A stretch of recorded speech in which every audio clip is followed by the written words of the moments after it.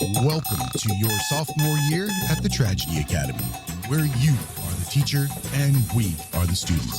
Together, we will learn from past tragedy to lay the foundation for a better humanity. The only supplies you'll need: an open mind and a sense of humor. So, tilt that chair back, talk out of turn, and never raise your hand. Because this is the Tragedy Academy, and class is in session. And I'm Purist Scott. Welcome to the Tragedy Academy, a show created to bridge societal divides in a judgment-free zone using candor and humor. My name is Jay, and today I am joined by Zain of Aftersound. He's a singer, songwriter, musician, and producer in the electronic pop space. How you doing today, Zain? I'm doing well, Jay. How about yourself? Living the dream, man. Living the dream. That's what it's all about. Right before this, right before you hit record, you said something that I really appreciate. Every day above dirt, above ground is a good day. So every day on this side of the dirt is a good day. Every day on this side of the dirt. It's a good perspective to have, that's for sure. Well, if you think about it, life can't be anything but a gift, and to treat it as anything other than that, it's disrespectful. Absolutely. Yeah. I mean, not to be a downer, but I've, unfortunately, I feel like, how they say like death comes in threes.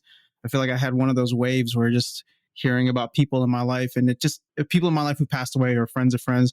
And it's just one of those things that every morning I wake up and I'm just glad that I'm okay. I'm glad that the people around me are okay, but it makes you super appreciative of, just how fragile everything really is. Yeah. When you lose loved ones, it does change perspectives and things along that line. And it's one of the things is making sure that we understand that the grieving is a necessary process. However, it is not a necessary place to remain. And that once you can get past that portion, it's a celebration of the time, that you have together with that person. Those kind of things always run together. But, deaths are not, they're actually something we can predict. Like, it's going to happen. Now, the window's going to be way the fuck skewed, but we can definitely predict that we're going to die. Death and taxes, right? Aren't the only two certain things in the world? Yeah, I think that is the old adage. The old saying. So you also have a podcast. I want to make sure that I brought that up as well. Coffee with Aftersound. So, yeah. Go ahead. No, Sorry. I was just going to say, I appreciate that it's coffee. Every episode, today's my grumpy coffee cup, but I am a coffee dude, so I can appreciate that. My journey with coffee is short-lived so far. I only started drinking coffee maybe 2 years ago, and oh god, I got addicted real fast, man. It is very addictive, highly addictive. But yeah, no, the podcast is fun. I actually got to say, I really admire what you do, because that's kind of what I was trying to do with my podcast, and I have not been as consistent with it or have like the direction that I feel like you have, where I really admire it's bridging societal divides with candor and humor, and really, really kind of tackling maybe some delicate topics, but trying to bring some very real emotion to it. And part of that real emotion is to bring a little laughter and humor and remind us that, not everything is terrible or super serious. So for me, the podcast, or at least what I was trying to do with the podcast. By the way, I appreciate that. Thank you so much for the kind words. Yeah, of course. No, absolutely. Like I said, I have a lot of respect for what you do, the types of podcasts that you do, and I guess this genre of podcasting, where it's really, I feel like what you're doing is so invaluable in terms of documenting what creators are doing around the world, right? And at least for me, I wanted to be able to do that as well, and that's kind of where Coffee with Aftersound started. Like I said, I listened to your show, and I have to say that I admire your candor, because you're very open about your own trials and tribulations and what you go through on a daily basis. I heard you talking about, your mornings, getting up in the morning, and how you weren't a morning person. And I can definitely understand that. I did spend some time in the Army, so I kind of got that corrected early. But I'm with you. Once you get the benefit of that morning, it does help your mental health. It helps your overall, stability, if you get the right amount of sleep, all that kind of stuff. So I admire you and that's just one particular instance, but I can see that you're not creating just for yourself. In fact, on your YouTube channel, you said, my goal is to put out music and content that will hopefully make your day just a little better. Ideally, yeah. That's That's pretty fucking selfless, man. I try, man. I try. Well, give yourself some credit. Well, thank you. I really appreciate you saying that. I appreciate the research into even checking out the most recent episode. Yeah, it's been a struggle for me, but I feel like this falls back into where probably most of this started for me as a creator is just with music, right? And trying to be as authentic as I can be. And part of that is being extremely vulnerable and open with people you don't even know, with the world, essentially, right? Part of me in the beginning was very good at capturing emotions that I wasn't necessarily feeling. And I was writing songs for other people to start off with, not necessarily writing songs for myself. And I feel as though what has helped turn me into a better creator, a better musician, a better songwriter has been kind of that authentic, like, here, I'm going to, this is not that I live some crazy superstar life, but what I wanted to do was show that I'm very human. I have my own struggles. Some of it is hilarious even to me, right? So yeah, dude, it has to be. It has to be. It has to be. It absolutely has to be, because if it's not, it's going to be a shitty day. Yeah, 100%. So that's that journey into trying to be as authentic as possible, I feel like has helped in a lot of different areas. The podcast has helped with that. Whenever I do like a solo episode, it's more so just me kind of rambling on about whatever I feel like is on my mind or that could bring value to people who are listening. And yeah, I don't know. Like I said, I was looking forward to this conversation a lot because I feel like there's a lot that I can learn from you in the sense of how you go through. I'm a huge podcast junkie. And so therefore it's always fun for me to kind of dive into topics with people. And yeah, that's kind of what I'm trying to do with the podcast. I'm not necessarily promoting it. If you guys want to check it out, feel free. I'm planning to do more. Absolutely planning to do more. But sometimes I feel like I bite off a little more than I can chew with music podcasts and just life in general. Yeah, you are stretched pretty thin. Now, for those of you wondering, he produces new music every Monday and Friday on Spotify, which, by the way, I saw that you've got a couple of songs that are actually creeping up on that million mark.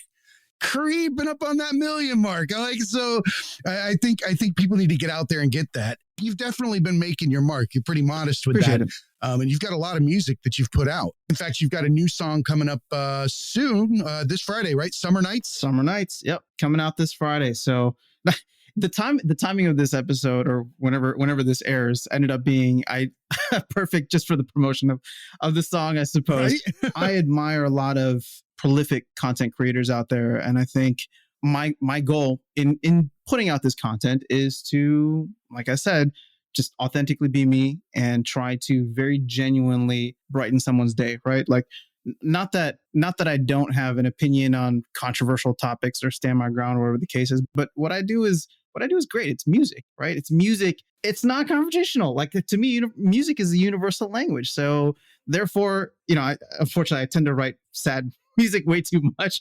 I want to write happier music. Hopefully at some point we'll get there. I want to ask yourself that question at one point. Look, where's this coming from?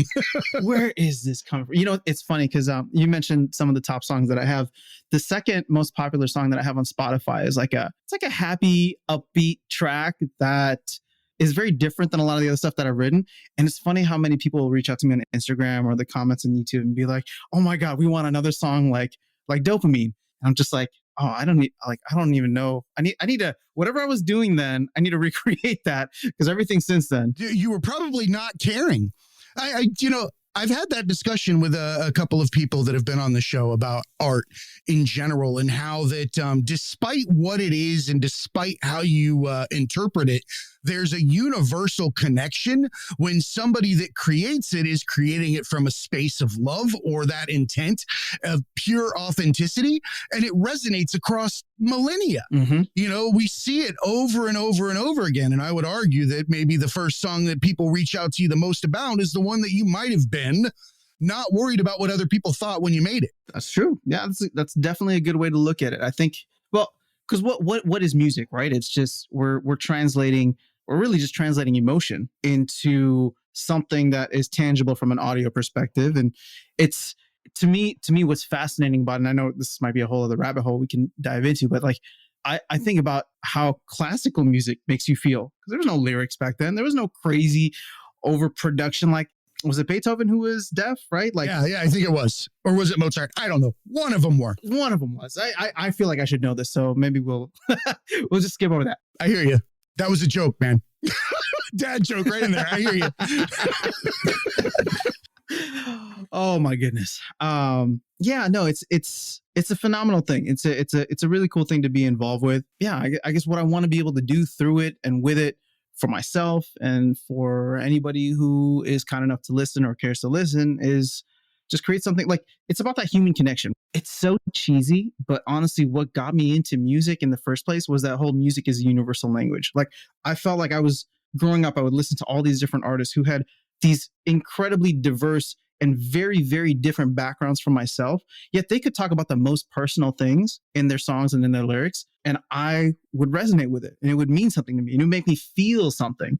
And so, for me, with my own unique experience and whatever life has thrown at me, I felt like if I could do that and be the same for not just the people around me, but people who listen to my music now, thankfully at this point, all around the world. But to me, that's incredible that somebody would listen to something 100%. That I've written and have the same reaction. It blows my mind every time when someone talks about the show and, that they've heard things and they agree with something or, hey, I saw this, that kind of thing. Mm-hmm. It is nice. It's very fulfilling to get that response for the simple fact that the original intent was to make a connection to begin with.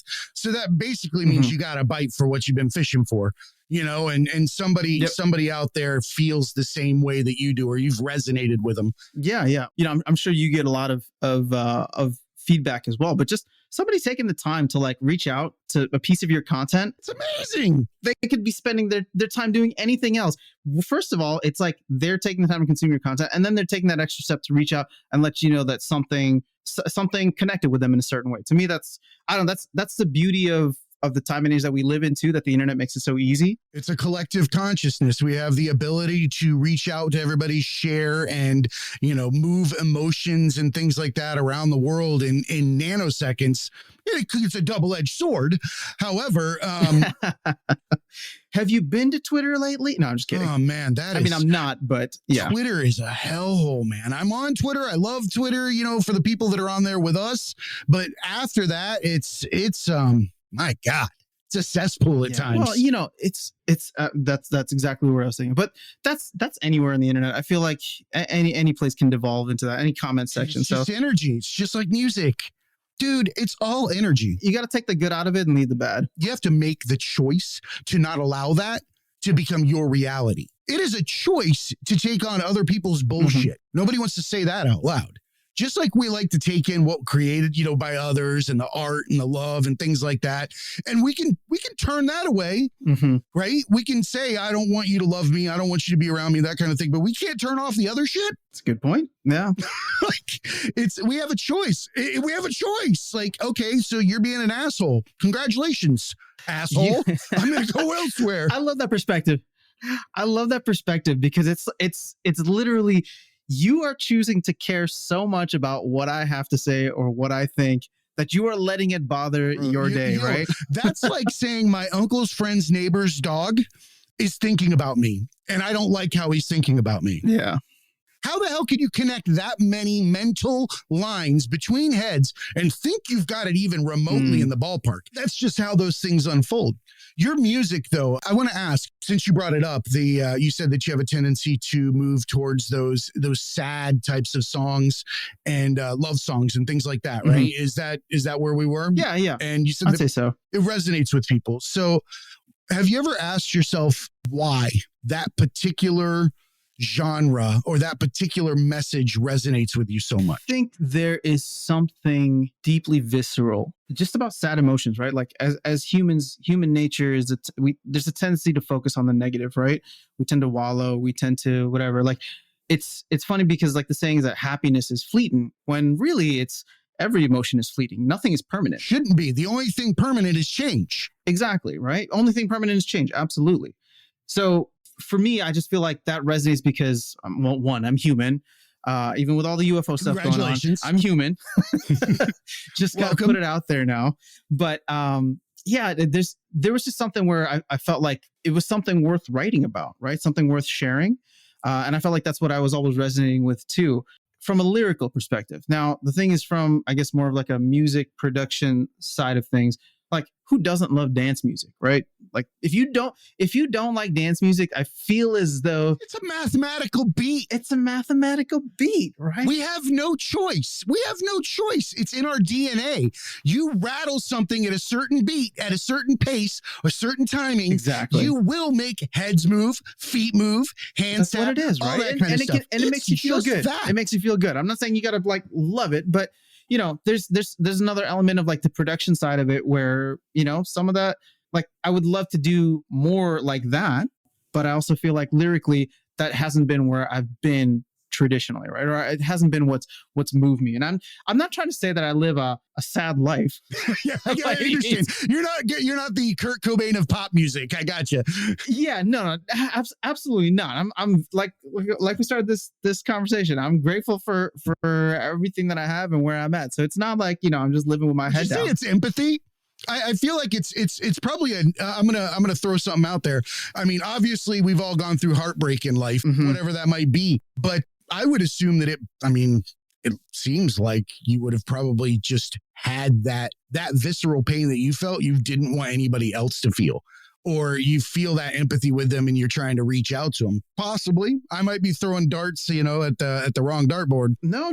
You are actually right on. And something that's tangentially related to that is, you know, when I was saying earlier that I was writing a lot of songs to start off with for other people or doing songwriting for other people. A lot of times it was me with actually empathy was a perfect word, trying to get into the heads of other people going through things, whether that's like early on, actually, some of my songs I can point to specific ones where it was just like, I had friends who were in a relationship and got cheated on. Being a friend and having that perspective of somebody who's so close to me that was devastated was something that I was able to take the emotions that I had, channel it for my own fame and riches and fortunes. But no, yeah, I got you. Capitalize on other people's sorrows. I'm with you. Capitalize on other people's misery, man. Right? The Tragedy Academy. The world's on its way out. I'll just ride that wave. Ride that wave. Make as much as you can. No, it was something where, yes, it was trying to get into other people's or trying to better understand other people's perspectives and experiences, right? And part of that was maybe my own insecurities and not being vulnerable with what I had gone through in my own life, or maybe feeling, you know, just honestly speaking, not feeling as though I had lived a life worth writing about at that point early on, right? And so it was just like, well, some of these other people who are around me have gone through tremendous hardships or tremendous types of experiences, and that's affected me because of the relationship that I have with them and how much I love and care about them. So therefore, that was like the first way for me to really channel emotion into something, right? Before really getting in tune with myself and where I'm at and where I'm writing from. To be 100% honest, like I don't even think that I'm there yet. I think that it's a lifelong process. No, nobody's there because you're constantly refining yourself. It's yin and yang. Everything floats around in there and equal. You know, it's just what we're actually focusing on at that moment. You don't realize that. It's literally what you're focusing on, nothing more and nothing less, because it doesn't exist unless you're focusing on it. Tell me otherwise. I won't. You know, I mean, if you want to really get existential, dude, you could say, as soon as we end this conversation and I walk away, I could physically never exist again and you wouldn't know. Well, that's a very, very deep way of putting it, I should say. That's why I feel like there has to be control of that mindful moment when you use art, right? So I would argue that we got to peek at a new self-worth in that song that people started coming to you and saying they liked, because you're not going to continue to put out things that, you know, that make you feel sad if you don't feel sad about yourself at the same time, or have that inward feeling where you've seen it mirrored on everybody else over and over again. I think it's time for you maybe to give to yourself what you've been giving to everybody else. Maybe try that authenticity. I had to, and that's what I'm doing now. I'll tell you something I learned from you, or that I admire about how you do this. You don't do all of your shows with somebody on the show. With all of your shows aren't with a guest. That requires that's because I'm lazy. No. Dude, that is being a lot more aware of yourself and accepting of yourself than you could possibly imagine. Well, no, I think you can, because once you've recorded your voice and listened back to it enough in different dialogues, you start to see where the neediness is. You start to see where the issues are and where they lie within your own psyche. You look at music and we start to say, create for somebody else. And we do put ourselves in their mindset and we try to mimic the emotions that are maybe in the words that they wrote out or something like that. And we twist ourselves into that situation because in order to successfully create that music, you have to literally feel what they feel. Otherwise, nobody is going to listen to that music because it's just going to sound like some regurgitated shit.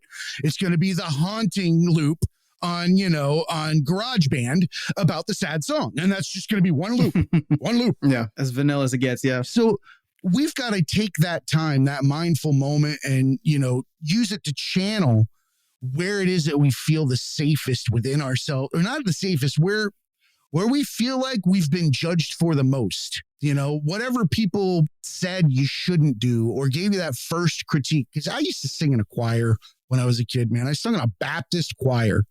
And then, there was a day when I was told, don't sing. It gets on my nerves. Ouch. I didn't sing anymore. Oh, man. That sucks. Right. I'm sorry that happened. You want to, no, dude, I sing. I love music. It's a cornerstone of my mental health. It's helped me in ways that I can't even begin to imagine. But that said, you can become a trigger for those core opportunities for people to begin to express themselves with the same emotion that you're getting to express yourself. I'm lecturing you, dude. This is stupid. No, you're not. No, but no, not at all. No, it's perspective because I love that you loved the happy music because that's what we're trying to do. That's what we're trying to get. Yeah, exactly. So what is this new song Summer Nights about? Well, actually, this is somewhat of a happy song. So see? Perfect Look at timing. that segue. Perfect segue. Wow, guys, you just have to know that none of this is planned. Jay is just that good. Dude, I just fly blind. So this track is as cliche and simple as it sounds.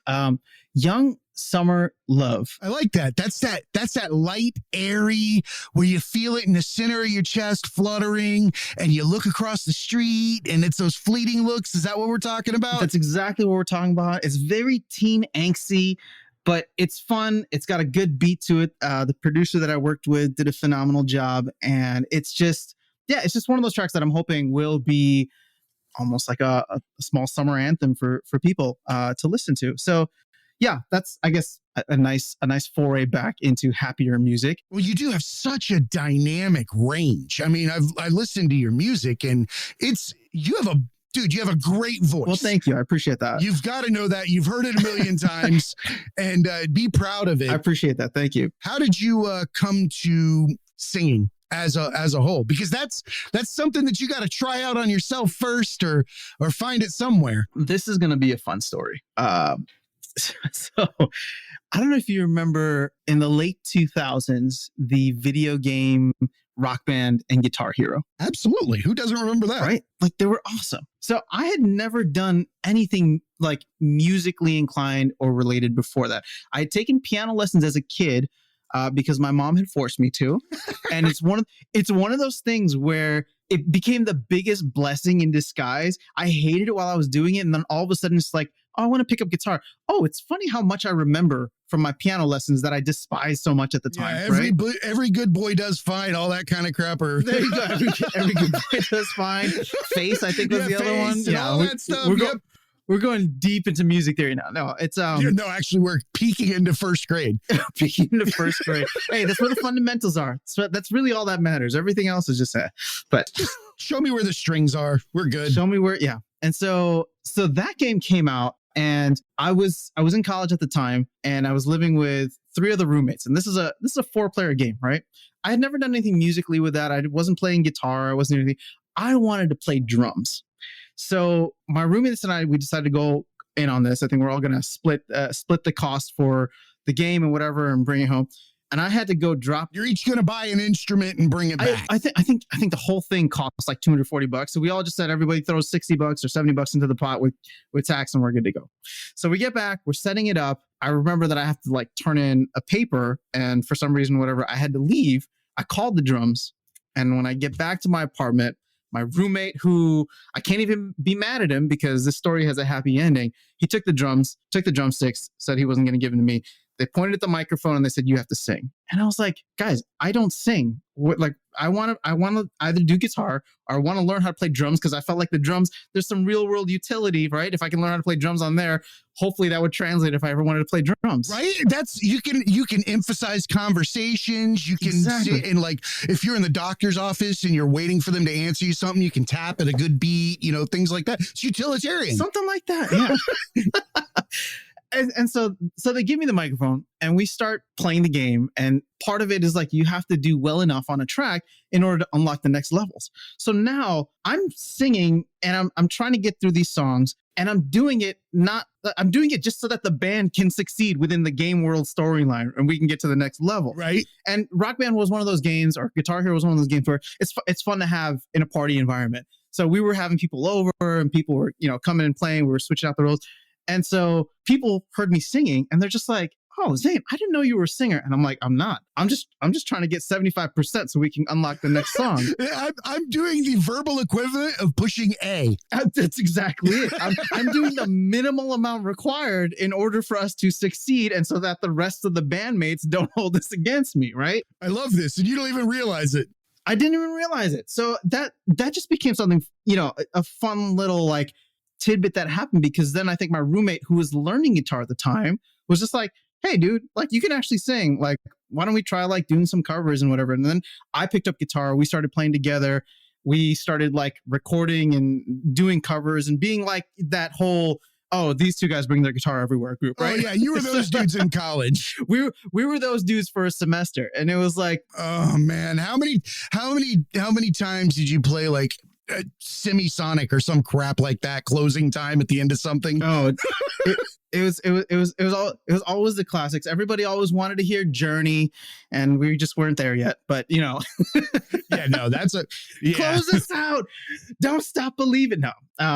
So that's really how it started for me. And then it just became this thing where I was singing and playing guitar, and I started investing in audio recording equipment and started seeing all these like cover YouTube artists pop up. And, that's something I wish I had done at the time, just because I feel like a lot of artists really benefited from the early days of YouTube. It's kind of like TikTok though. I mean, TikTok is where it's at. TikTok is where it's at now. You're on TikTok as well, right? Or not yet? I know I am. I was going really heavy at it at the end of last year, and then I have fallen off. So I need to get back on that train at some point. But TikTok, it's amazing to see how many careers have been created from TikTok. It's the virality of it. That's the good side of it. That's the good side of it. Yeah. The privacy data.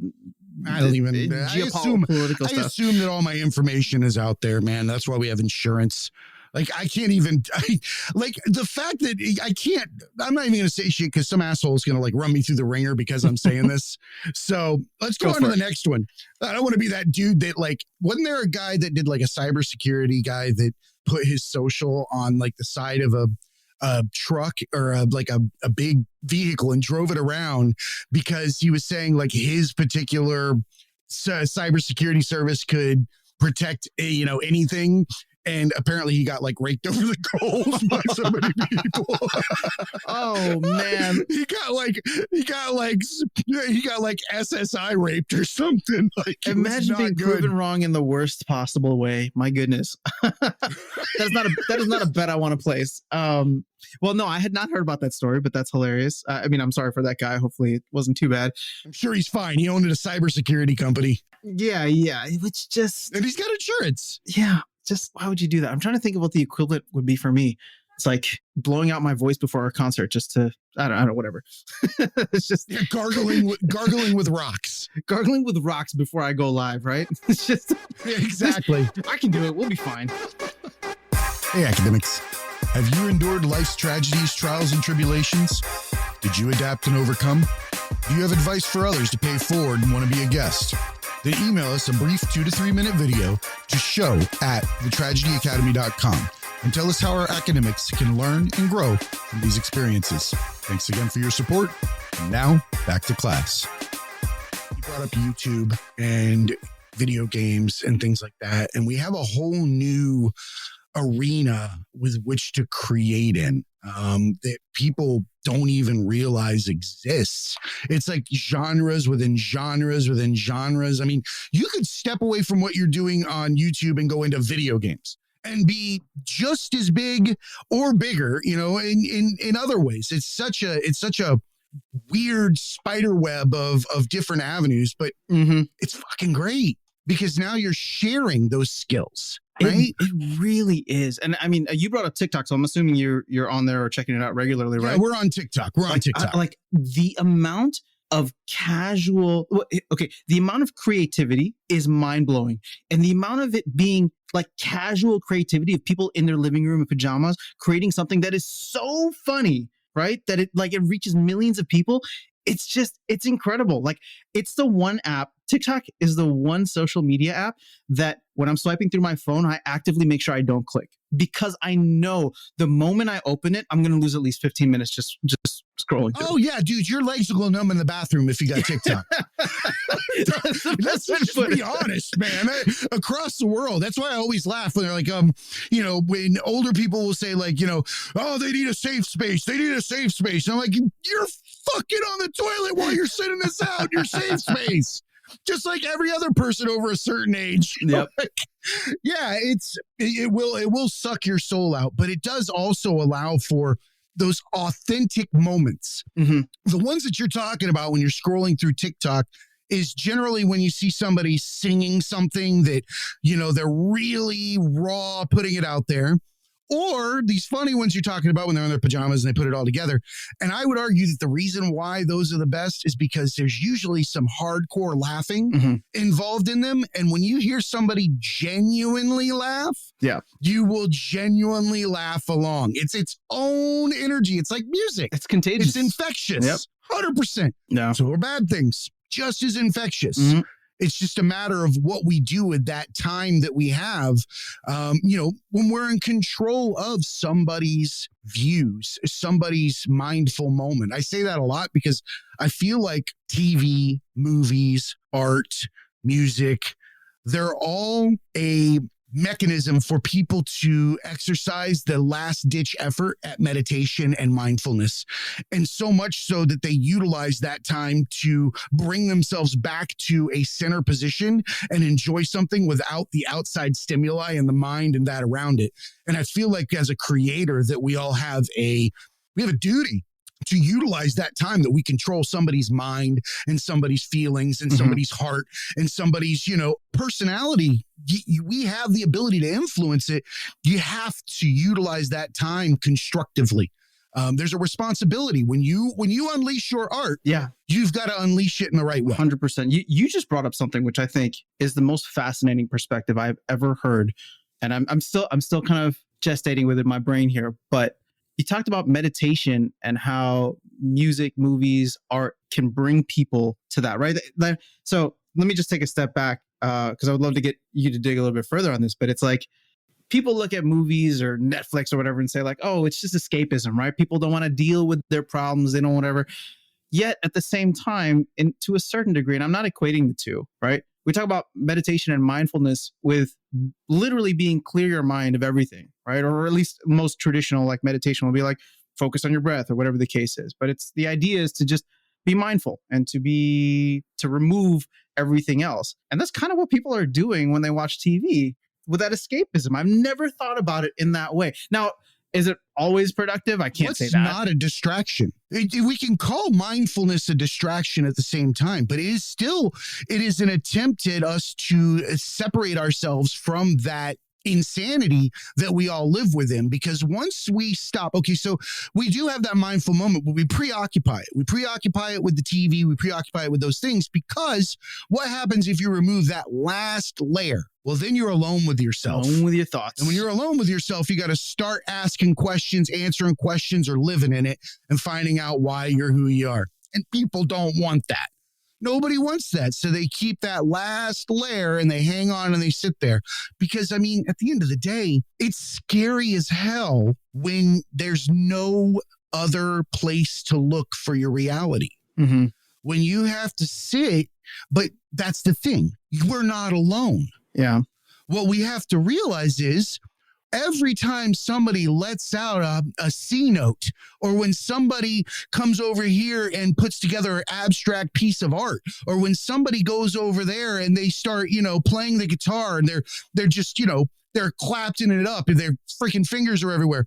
Dude, that's a connection. Mm-hmm. That's the mindful moment. It's not just a mindful moment of one person. It's a mindful moment of everybody at any given time. And it transcends time. That is the beauty of this, because we're still floored by art. You walk into a fucking Sistine Chapel, you're not going to be like, Merp, I saw this on YouTube. No. Because as soon as you see that damn thing in real life, you're gonna want to cry. Yep. Why do you want to cry? Because, the effort that went into that, the heart, the soul. That's why you feel like you're going to cry when you watch a movie with pain. That's why you feel like you've lost your love when you hear a song that's like that. It's why you have all those moments. Yeah. And it's okay. Oh, yeah. It's okay. Sorry, I ranted a little there. No. I love it. This conversation took probably one of the best, most unexpected turns I would have expected. But it's phenomenal. Like I said, I'd never looked at art in that way, in terms of being this kind of pseudo entry into meditation, or at least not through that lens. What's the first thing that we do when we start looking up how to meditate? What's the first types of videos? I don't know, but I would assume music. Oh, music? Oh, yeah. Meditation music. Yeah. They've been using, Tibetan bowls and, drums and all these things to connect with these, people spiritually, internally. Yeah. And it's a filter, for putting out what the mind distracts us from. I feel like the mind sits up there and it serves its purpose for helping us organize these things and put them together to a certain extent. But for the most part, it needs to come out unfiltered.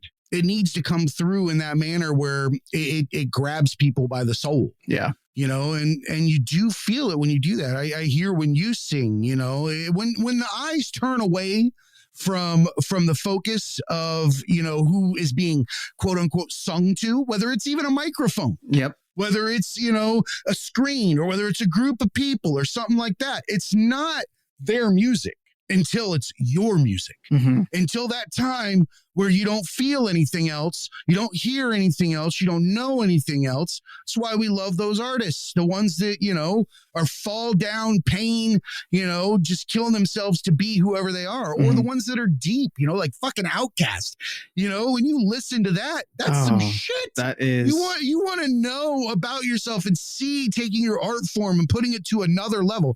Go back and listen to fucking Lauryn Hill. Yep. Open up the MTV Unplugged edition of Lauryn Hill and you will relearn what life is. That is taking your soul and reaching out and touching people. Yeah. I get super passionate about this because, I see a lot of children and a lot of people adults, a lot of adults that are upset with the youth for their creativity, for nothing more than the fact that they didn't get a chance to use theirs or let it become something. And you know what needs to be said? It's okay to not have had the chance. And it's also okay to still use the chance. Yep. Fuck, who cares? I don't care if you're 100. If you sing like Whitney, fucking belt it out. Do it. Yeah. Please do. I love getting shocked. Nothing better than watching AGT and seeing like some older person come out there and then they start swing dancing and shit or throwing knives or singing like fucking No Tomorrow. I love those. My favorite thing on TikTok for the longest time was older Asian man who was dancing. I forgot the account, but he was doing all of the new dances. He could have been my grandfather. I love it. And he's cooler than everybody I know just because of the fact that he's just getting on and expressing himself. Because he does not care. He's just having fun. He does not care. He does not care. That's the most important part. One of the reasons why people look at, say you have a self-doubt and it's music, right?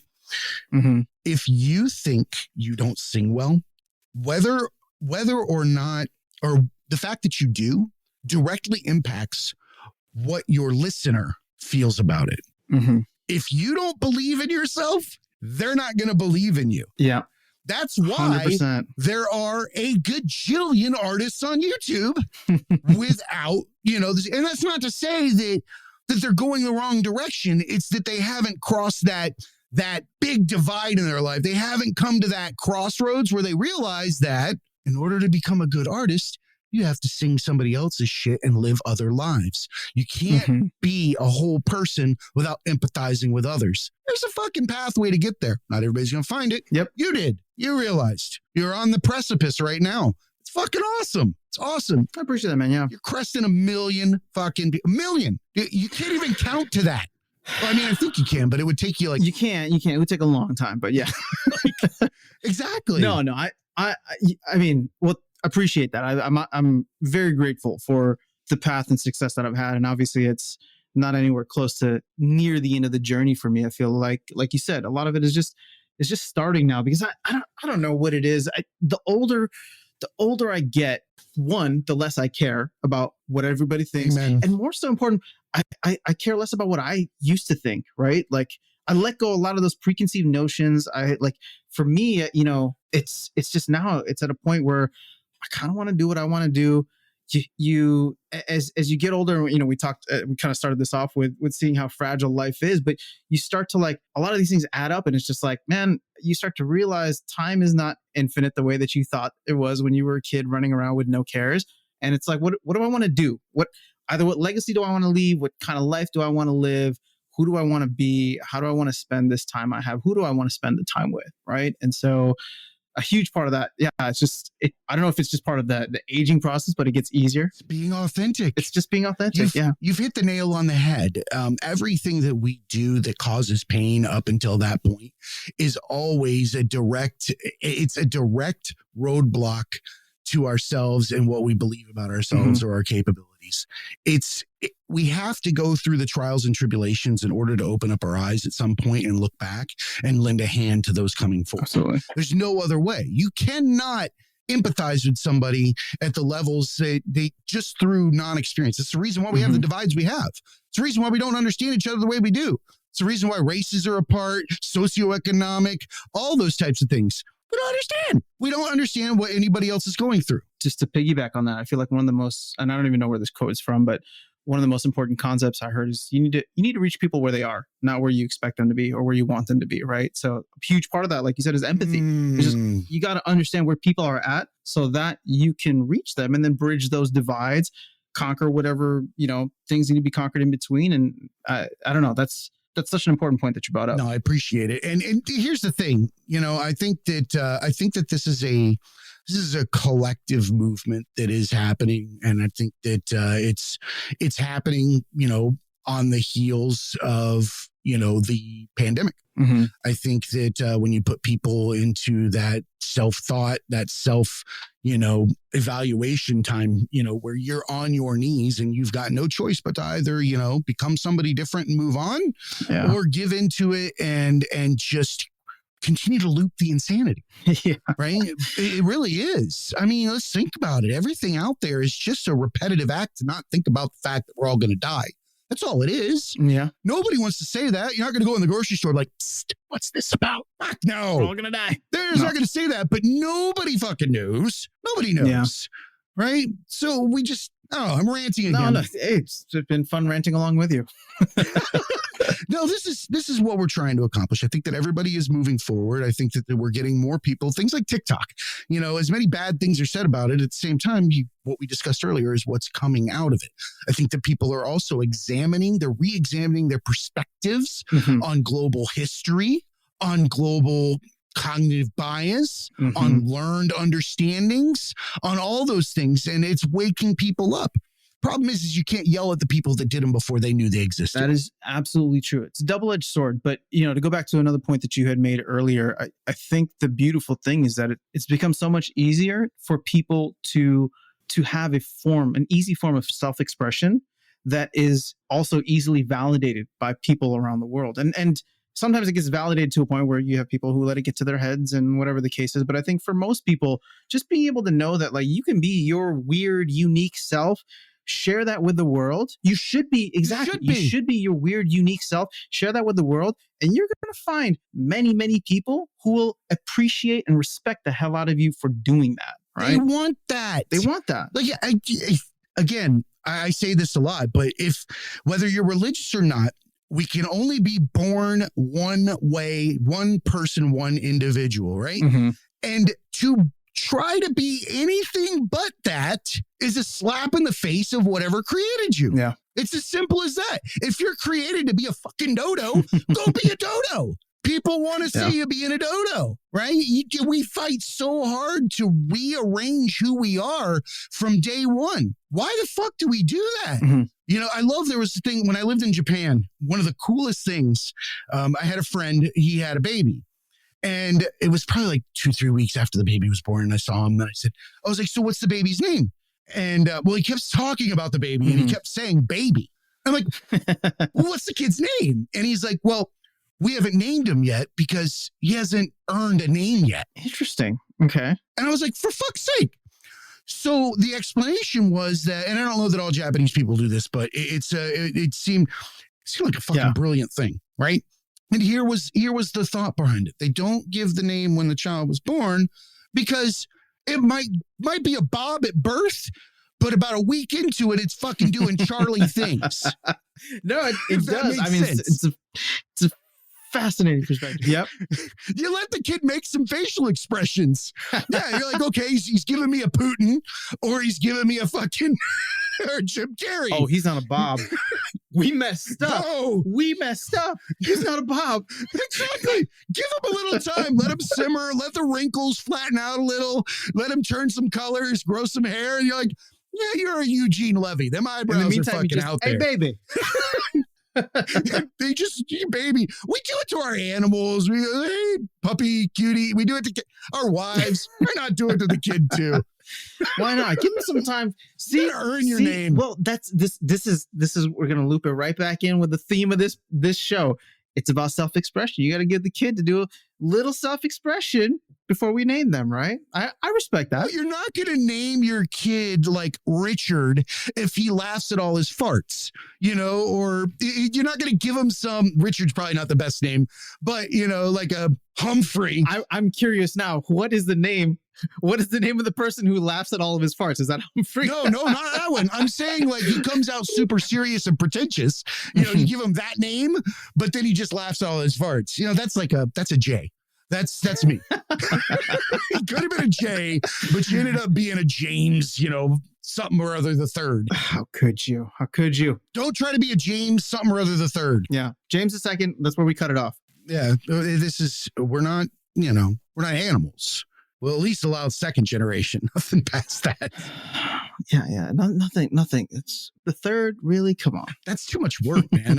One more tick mark and then you got to cross it across like 5. And, you know, do you do that? That's a good point. I wonder if I've never met somebody the 5th, but if I had a 5th, if I was a 5th, that last line, I would go from IV and then I would go back to 4 sticks and put a 5 strike across it. Because I'm the last motherfucker with this name. I would go down in infamy. It's not VII. No, like we're not even using Roman numerals. Nothing. We're just gonna slice it right through the middle. That's it. We're gonna look at this is a prison sentence. Just drawing the lines right here, literally and figuratively. Exactly. Well, Zain, I can't thank you enough for coming on today and talking about things that are so deep, you know, and sharing your gift with all of us. And I'm going to make sure that we put some of your music in the show if you'd like. And we want to make sure that we put some links to Spotify. Everybody will be able to find all that contact information in the show notes.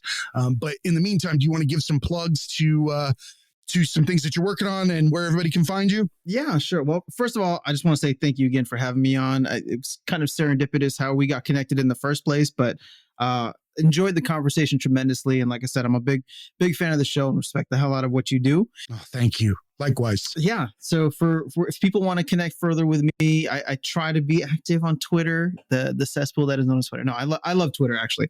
But so I'm on Twitter. I am on Instagram as well at Aftersound. If you just look up Aftersound on any of these platforms, unfortunately, I wasn't smart enough to get the same thing across all of them, but they come in stages. But they come in stages. You also have a YouTube channel too. You've got an established YouTube channel with a lot of views. Yep. So on YouTube, that's where I post the podcast, as well as new covers, new music, and as we talked about briefly beforehand, I got a new song coming out this Friday. Well, I'm not sure when this will air, but Summer Nights. Would appreciate if you guys could give it a listen. Let me know what you think. Yeah, you guys have to. And it's a happier song rather than all the sad music that I've written. So hopefully be a summer jam. Man. Finding that happy side. There's nothing wrong with the with other types of music. I'm just I was just busting your chops. Of course, we can have all types. Exactly. It's what you feel that day. What resonates with you. So again, Zain, thanks so much for coming on. Really appreciate it. Same, likewise. Learned a lot from you, and hopefully all the academics did as well. And remember, everybody, be cool and keep learning. Hey, academics, thanks again for attending another class at the Tragedy Academy. You can show us some love by subscribing, downloading, and rating us 5 stars on Apple Podcasts, Spotify, and Stitcher.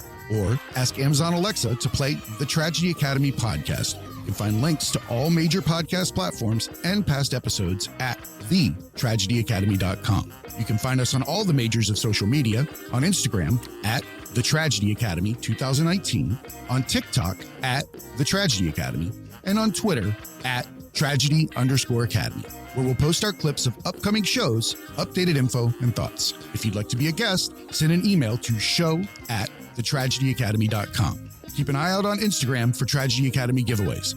Thanks again for coming to class, and remember, be cool, keep learning.